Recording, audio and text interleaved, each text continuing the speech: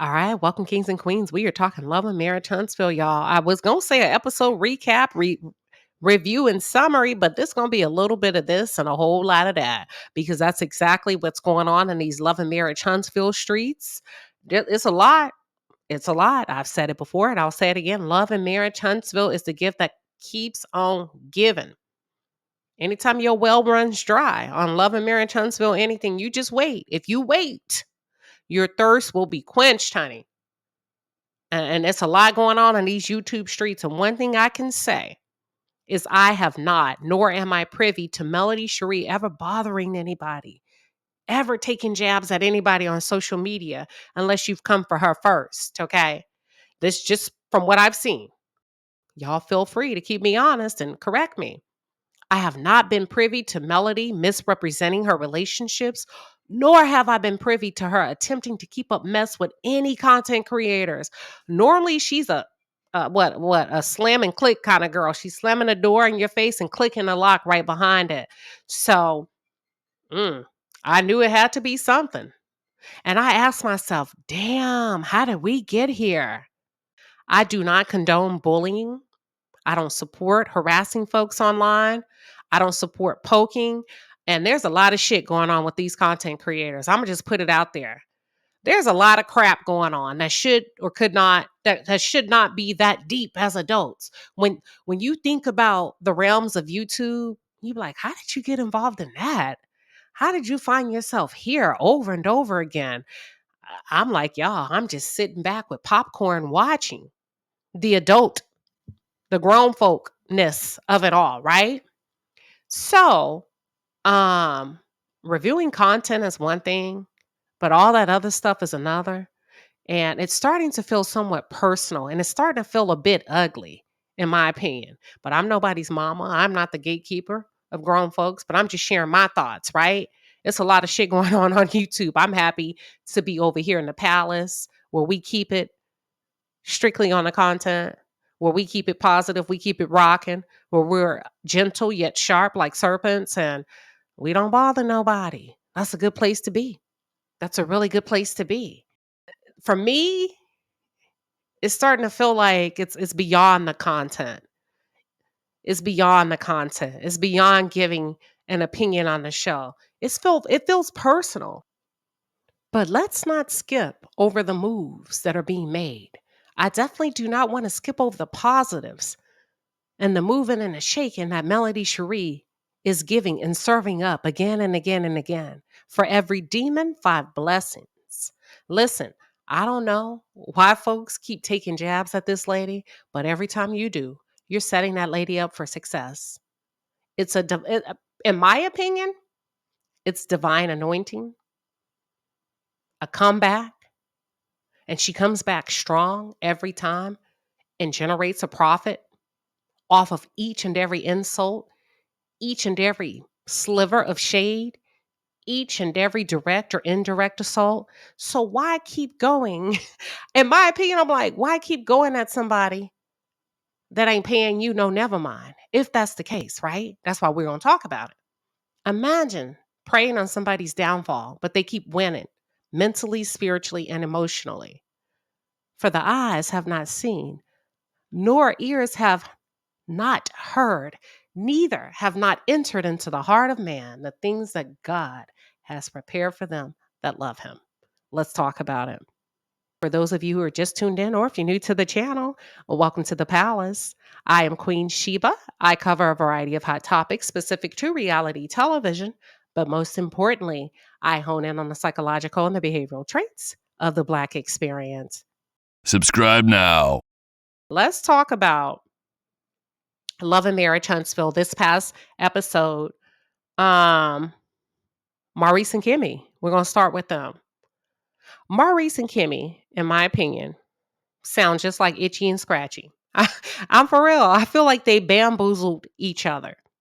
As they're sitting there talking, she's saying he acted like a handyman. When she thought she was walking into the marriage, she thought she was dealing with Bill the Bob. You know, Bob the Builder. I'm sorry, Bob the Builder, that this man was going to come in like a man and handle things around the home. And Kimmy, I'm sure he felt like he was dealing with the sex kitten. Like he had a woman that could go. Anytime he pressed the button that you were ready. So that's why I said both of you may have bamboozled each other. Could that be possible? Right? And Kimmy she low key told us that you're sassy, Maurice, that you're a sassy ass man. And let me tell you how she did it. She did it very directly in front of the camera to let us know, child, everything that y'all think he's doing in this house, he ain't doing it. When a woman wants you out there working and sweating like the other men on the playground, that means you're lazy. hmm And when you're lazy, we can assume you ain't working out. So not only are you lazy in the home, she can't get you to do anything physical in the home. You're probably not doing a lot to build your own physical muscles, right? And where am I going with this? Follow me closely. Maybe that's why she seems to be somewhat sweet on Martell. Kimmy got a soft spot for Martell, like many women do. Although they are privy to his jackass behavior, his frat behavior, they don't care because his body, his muscles. And that's why I say Kimmy seems to be somewhat sweet on Martell because she can't get that with Maurice, in my opinion. Kimmy, in my opinion, likes a big, strong, muscular man because that's what she described while she was sitting there with her husband in that office on that office furniture. He didn't pick it up, but I did. See, I can forego. This is what I heard her say without saying it. I can forego the muscles if you can pull your weight around the house, but you won't even do man shit around the house. So not only have I settled for a marshmallow body, but I can't even get you to nail a nail in the wall with a hammer. Okay, are y'all following me? What are your thoughts? I'm gonna keep going in a minute. And as a result, I feel like Kimmy's picker ain't picking you, Maurice. You don't get her moved in the groove down there. She's not getting wet off of you. Her vagina. Okay, am I doing too much with this commentary? I may be talking too grown. Women love to look at a man from afar, and by afar, I mean mentally, and say, damn, that was sexy. Whether it's a little bass in your voice tone, pushing a lawnmower, you got them raggedy jeans hanging off your hips, the shape of your sopraliac, that V is cutting through, sweat glistening down your back. Where I come in, baby, you want some water? All that manly shit that we like and we fantasize about. She's not getting that, in my opinion, based off of the conversation that she had with Maurice. Now, I feel like what happened, Maurice, is earlier on in the dating phases, you probably were a little bit leaner as a young lad. You turned that cap to the back, and she mistook that for a man that was invested in his household, a man that was physically active. No, he was just young and lazy. Maurice was just young and lazy. So basically, what she said is all you do is you sit up on your butt all day watching A Young and the Restless. And she's saying you don't do shit around the house. You're constantly asking for a list of items to check off and complete, like you're her son, like a teenage boy would want from his mom. Ladies, y'all know what she's saying. And no wonder why that lady can't get right for night time. You get what I'm saying? She's turned off. Kimmy low-key let it all hang out in this scene when it came to Maurice, but she did it in a very, very sophisticated manner. And that's why I said Kimmy's the type, don't sleep on her because you'll fuck around and find out how she really feels about you when she feels backed up against the wall. Okay? She's saying in this scene, I married a grown ass boy who can't pull his weight in the house, who can't pull his weight in the bedroom. Yeah, I'll take one for the team. Let's blame it on the medication. Let's blame it on me. But at the end of the day, you ain't really hitting it right like a man is supposed to. You ain't really picking me up and thugging me out in the bedroom. Here's where it gets tricky in the scene between Maurice and Kimmy. I don't know if you noticed in his back and forth banter with Kimmy, at one point he reminded her, right, as she running her mouth as a wife, because Maurice does not take well to being embarrassed. He does not take well to being embarrassed. So he reminded her in that moment, hey, I'm an attorney. You have to think about why now. She know you're an attorney. That's your wife. She knows what you do. We know you're an attorney. So why did he throw a flag on a play in that moment? Follow me very closely. He said that. And then he followed it up with, because I've been busy, Kimmy.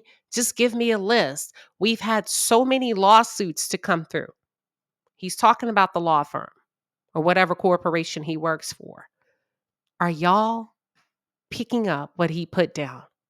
Do you hear what he's saying? Y'all, Maurice sits around and he sues people for a living. He sits his ass at home and he figures out ways to take money from you based on technicalities. He's going to find something that you did wrong or someone else did wrong, and he's going to file up those papers, drum up those papers, take them down to the courthouse, get them notarized, and serve you so that he can have a piece of your pie.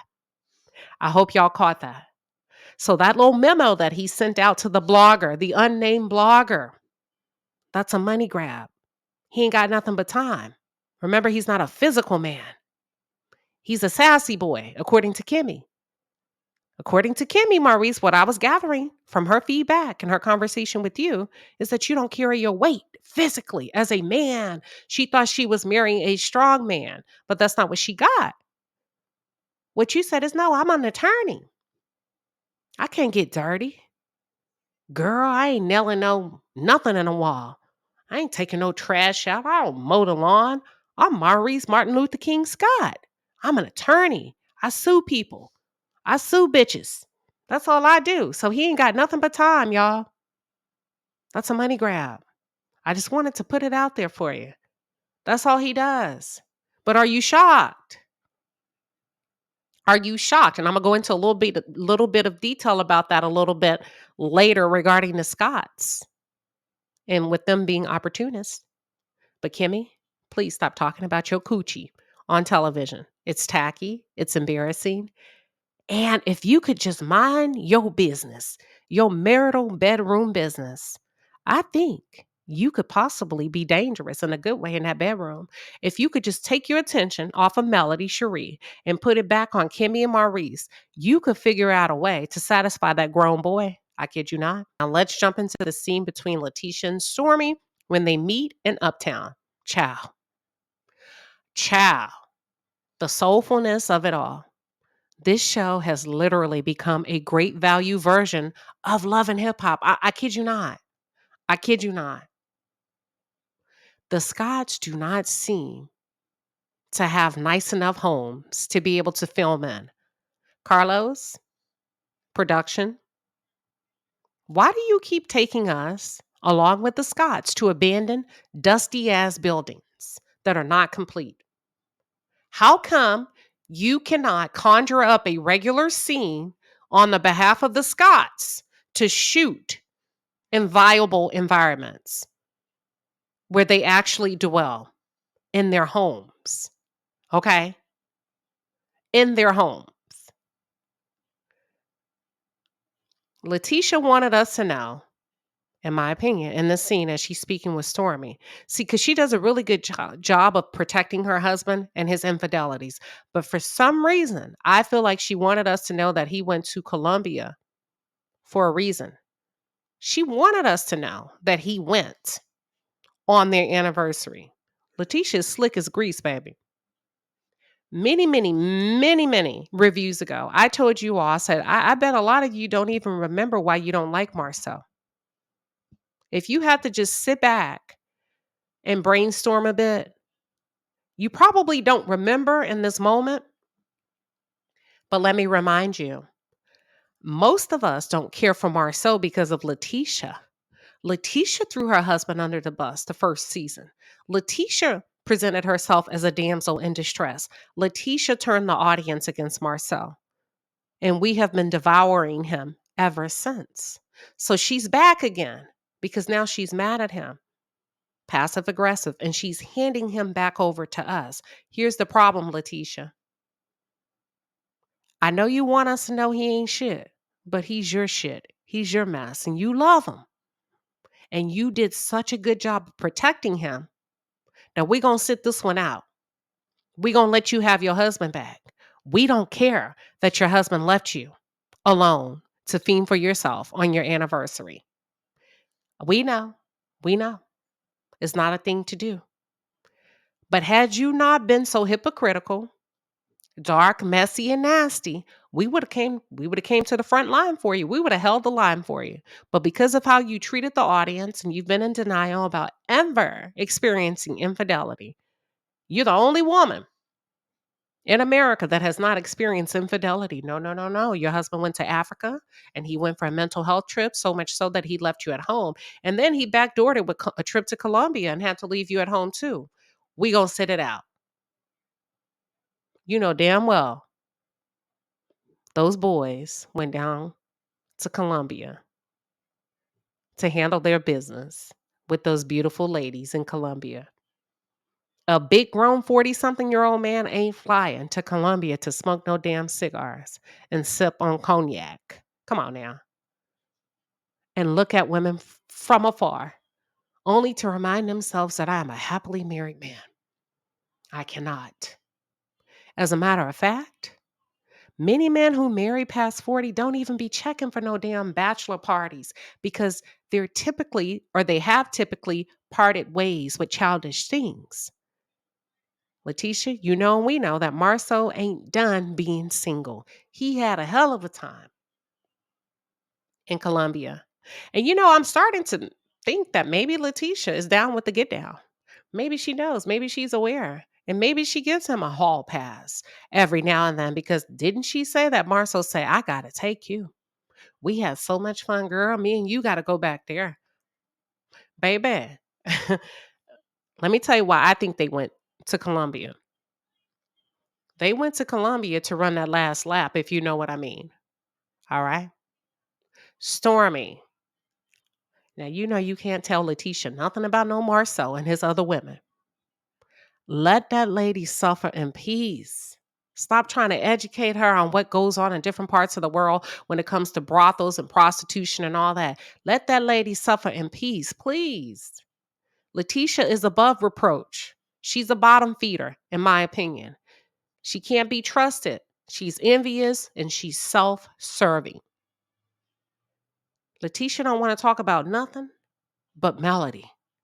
If it ain't about Melody Shari, she ain't interested. So let that lady be. Don't save her. Let that lady allow her husband to cheat in peace. All right, child, let's get into the meat and the potatoes of this. Let's serve up some solid food based on this review and recap. We're going to talk about Kimmy, Letitia, and Melody meeting in the nail salon. Now, this is an outing that Kimmy has conjured up, and she's coordinated this outing. Kimmy shows up first. Letitia shows up second. They have Melody to arrive last. Melody was looking absolutely stunning. And I have to be fair, Letitia looked beautiful in this scene. She looked absolutely gorgeous in this scene. Very beautiful lady. I love when Letitia shows up.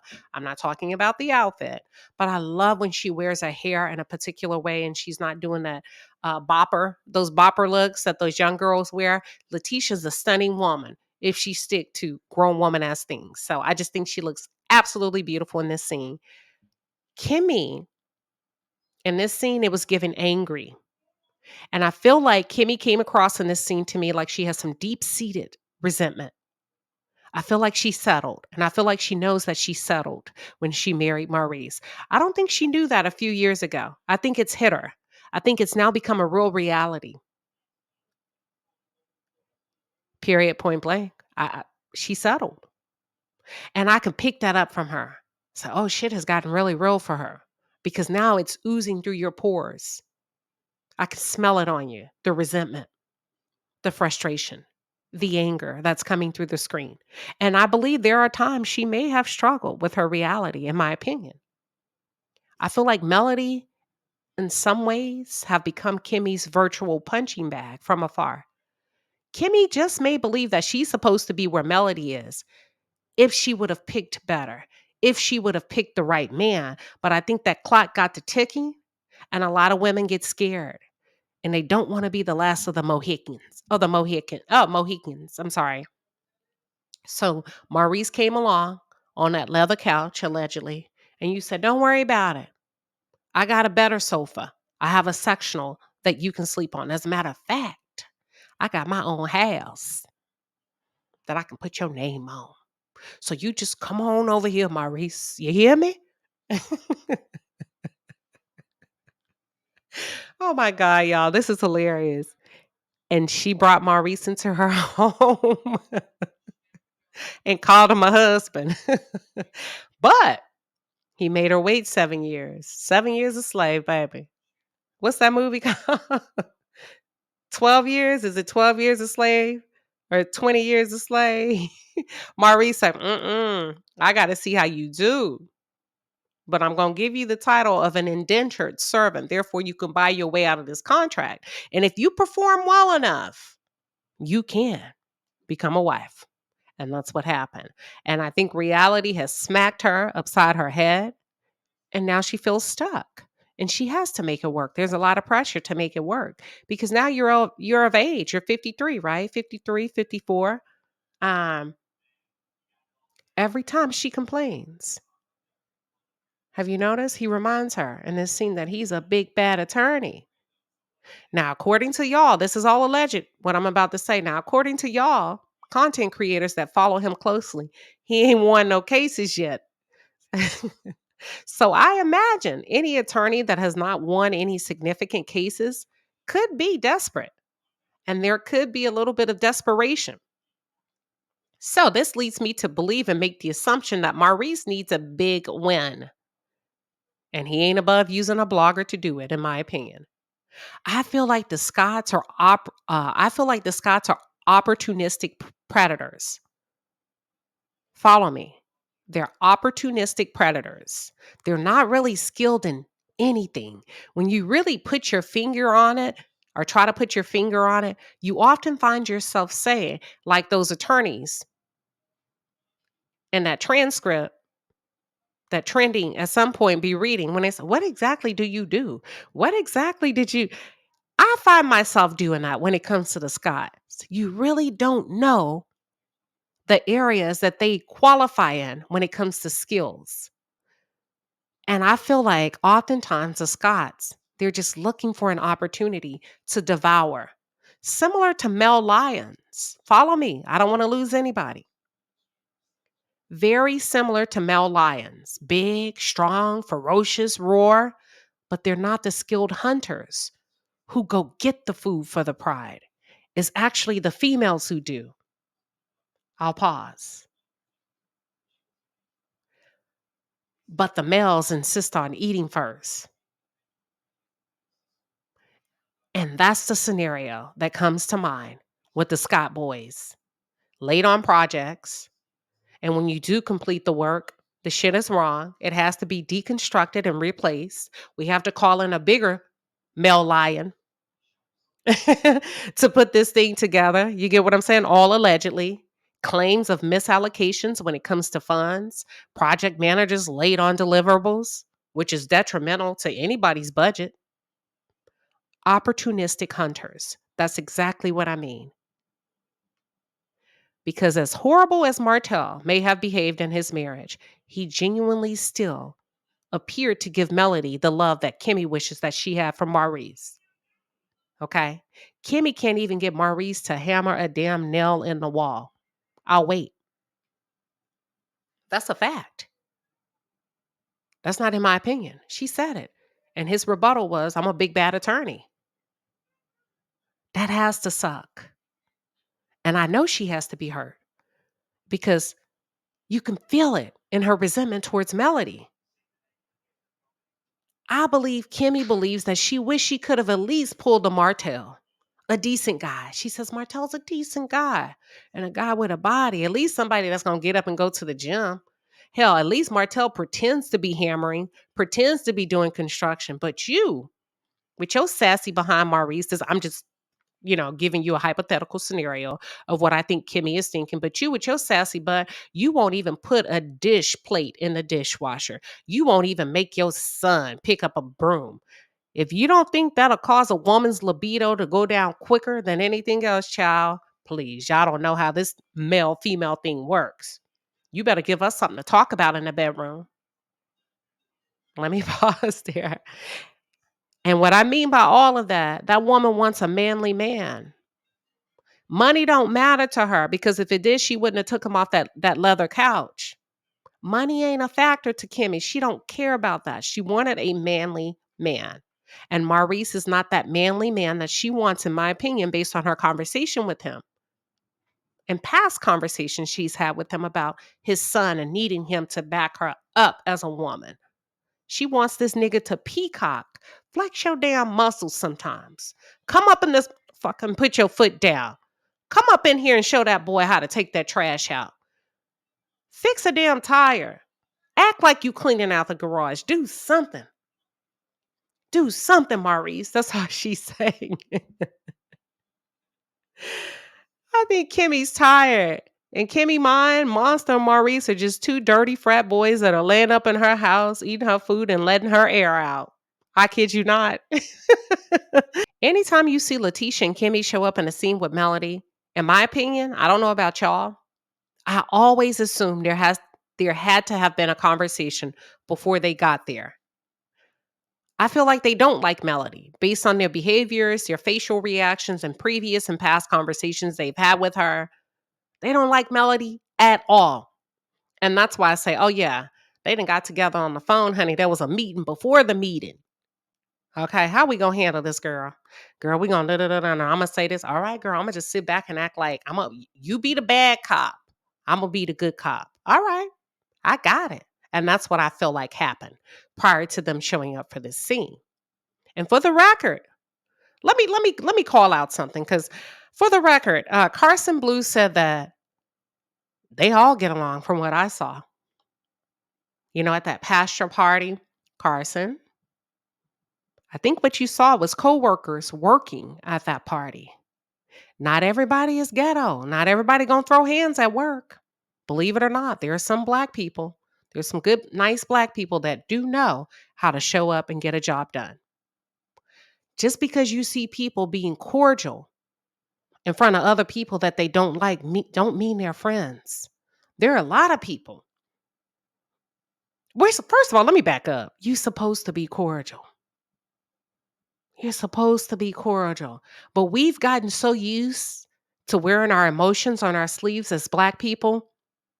That's why it's hard for a lot of us to progress in areas that we want to progress in because you feel like you can say and do anything you want to say and do because you feel it in a moment. And that's not how you play the game. You come in, you act like you got some sense, you sit down somewhere, you do your work, and then you leave. And if you're really good at playing the game and doing your work, some people walk away feeling like, damn, they're friends. No, ma'am, that's called understanding the assignment. Okay. Why is it that anytime black folks behave, they're fake? None of us would have a job, y'all. None of us would have a job if we went to work acting a damn fool. And for those of you that are allowed that privilege to behave that way at work, the standards may not be too high in your place of business or the place that you work. Maybe you're there for a reason. If you can act the way that you want to act and curse motherfuckers out just because you want to and roll your eyes and talk back and tell people what you ain't going to do and what you is going to do, who you ain't working with, you better not come over here with all that because, girl, I'm going to tell baby, don't nobody want to work there. The standards may not be high. And if the standards ain't high, I know the salary ain't hitting. I know the salary ain't hitting because ain't nobody finna be around that. But likeness. Water seeks its own level. So let's not put a damper on black people that know how to behave and black people that got some manners. I don't think it's fair. Okay. I guarantee you, outside this show, Letitia and Melody are not hanging out. These people are coworkers. They're not friends. They're not having dinner together. They're not breaking bread.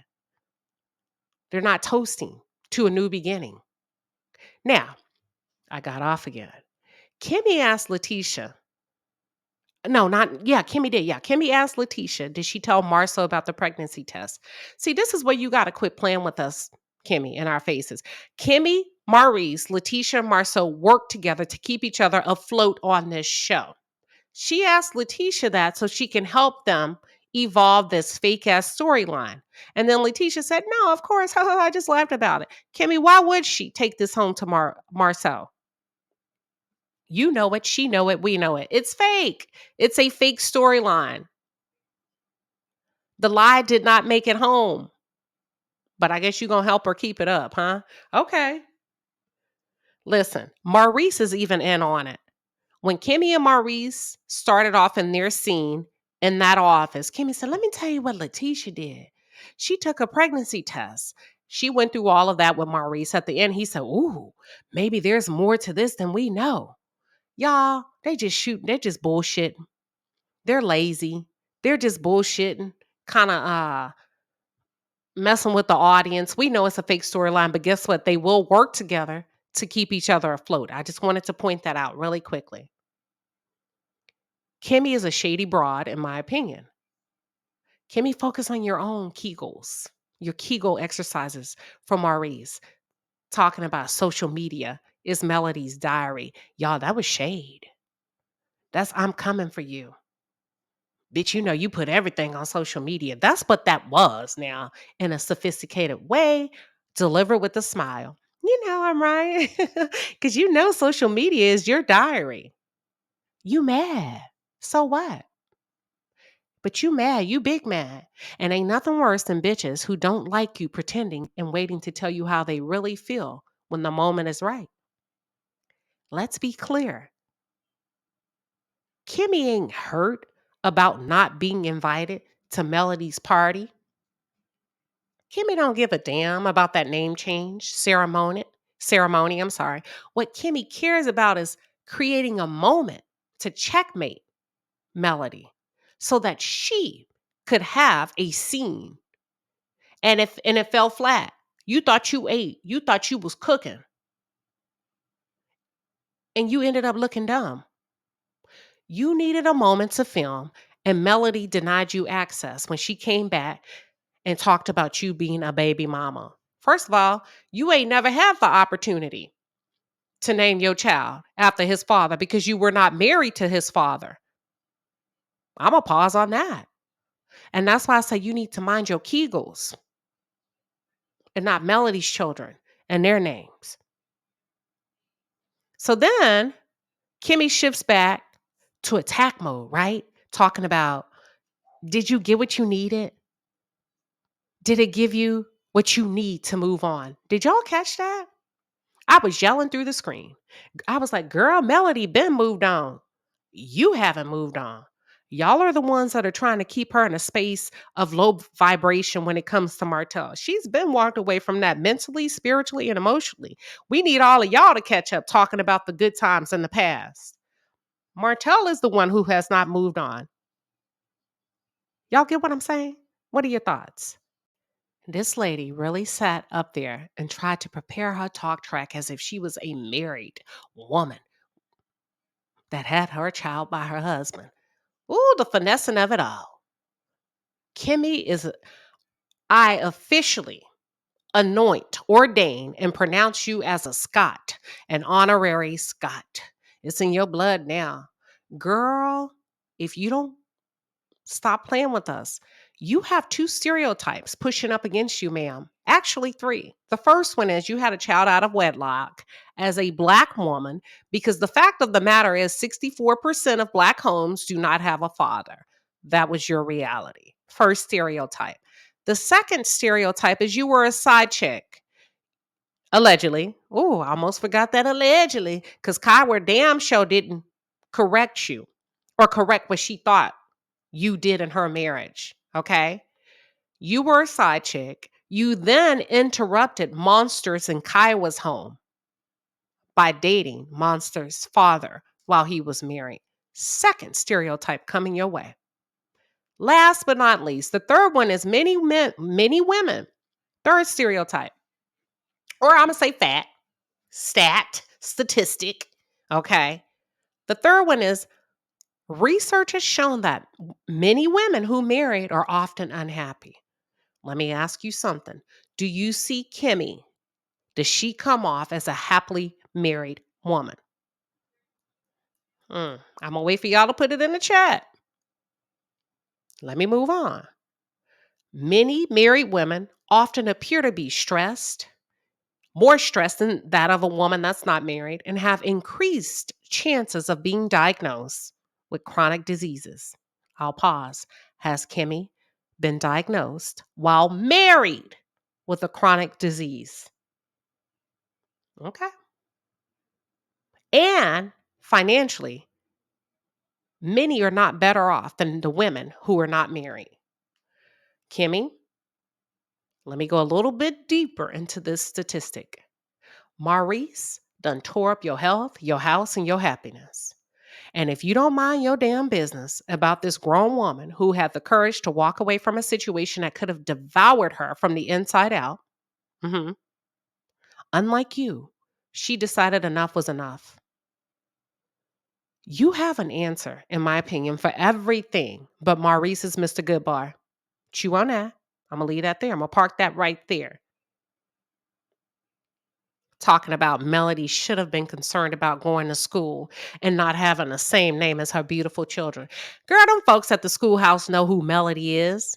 They know her and Martel were married for years. It sounds like you still hurt.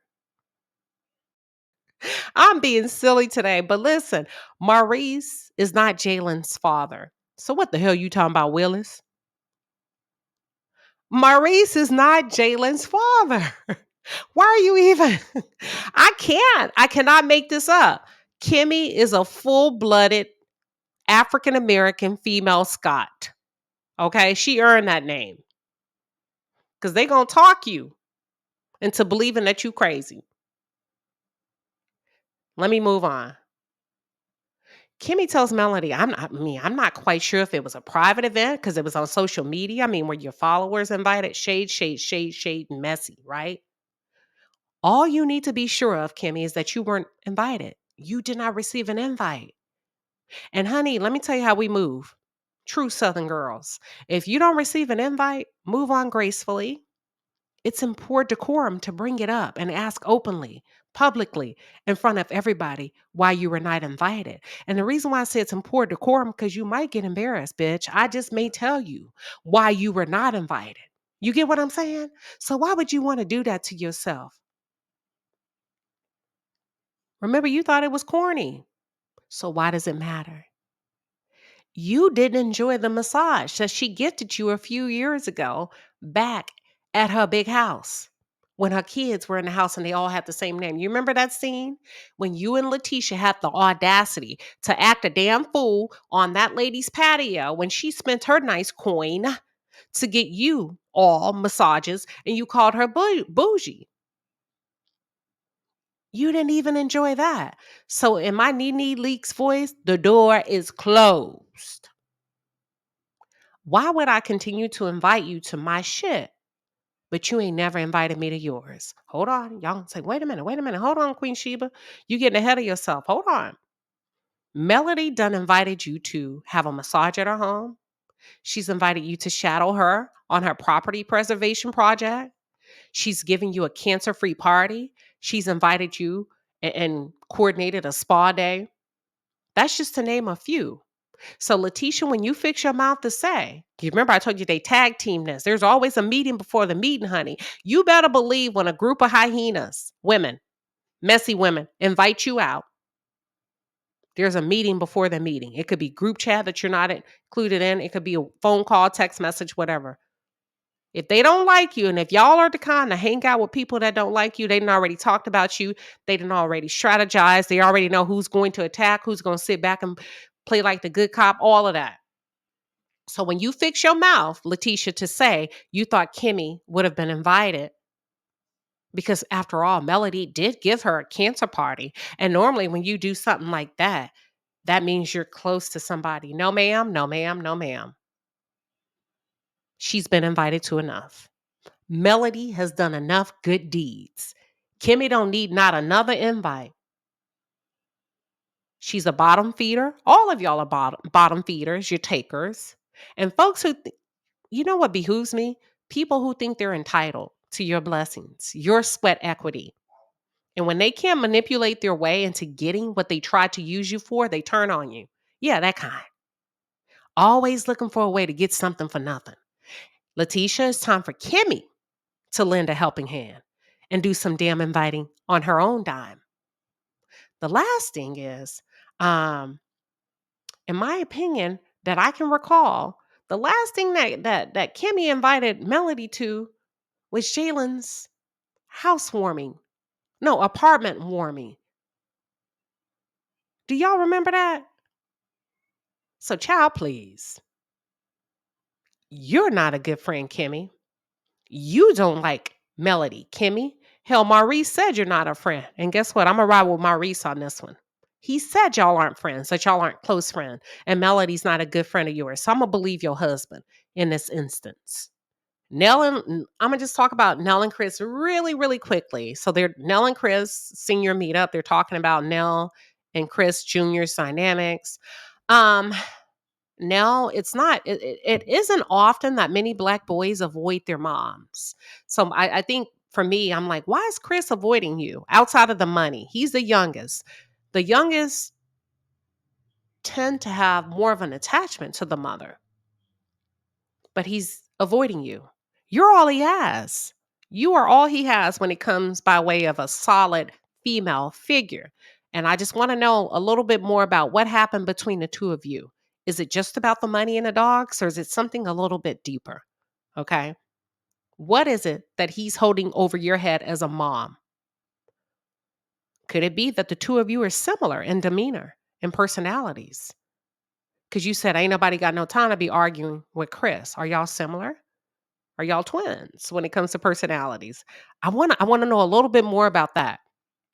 Your dynamics with your son, your dynamics with Lexi. We got to dig a little bit deeper, and not in a bad way. I just need to understand it. Okay?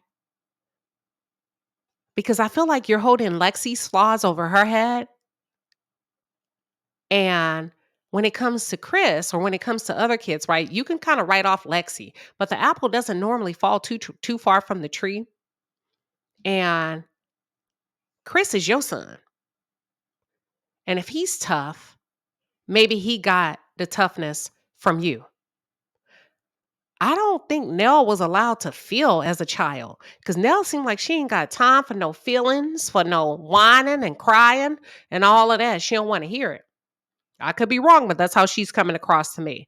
And I don't, because of that, I'm like, well, shit, maybe she wasn't allowed to cry and feel as a child and express herself. But you got to give it to her. She's honest. And she did own their part. And I feel like Chris, you kind of skipped over. She said, we didn't help and we contributed to his dysfunction by buying him expensive cars and shit. It took us some time to get there though, because she wasn't trying to hear nothing about no depression. She wasn't trying to hear none of that. So we're just going to have to sit back and see how this plays out in the counseling sessions. Now, Stormy and Courtney met with Letitia and Marceau on what was supposed to be a double date. But by the time Letitia and Marceau showed up, they were almost 2 hours late, 90 minutes late to be exact. That's disrespectful, in my opinion. I would have left a long time ago. Honey, I don't need permission to leave. Your ass is more than 15 minutes late. I might give you, hey, what's up? I might wait a little bit longer if you down the street. Other than that, you control your destiny. You control your crazy. You control your well being. Stormy, you should have left. And here's why I say that. You stayed too long. And oftentimes, when people stay too long, oh, in relationships, you stay because you're under the impression that what you got going on, it's good. They're going to show up for the date. He's going to show up. She's going to show up for me in this relationship. Give them a little bit more time, more time. Before you know it, when you stay too long, now you acting like they acting. And when they showed up finally, Stormy, Your attitude was on zero. You should have left because I feel like you allowed them to take you there because you were already irritated and you were already feeling some kind of way about feeling disrespected about your time.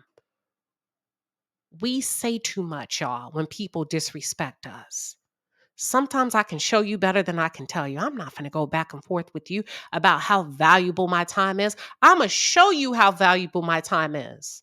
I'm leaving. Start putting some muscle behind the point. Less talk, more actions. Leave. It's as simple as that. That'll teach them.